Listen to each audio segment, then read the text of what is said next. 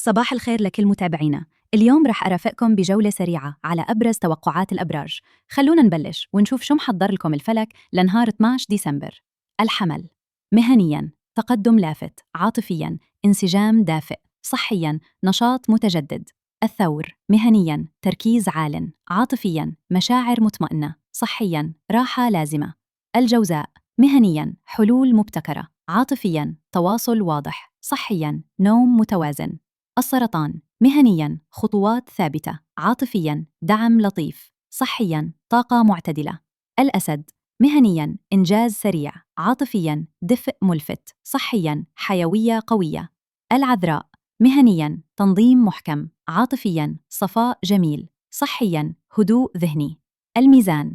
مهنياً تقدم متزن، عاطفياً حب ناضج، صحياً صحة مستقرة. العقرب. مهنياً قرارات حاسمة، عاطفياً شغف عال، صحياً قوة صافية.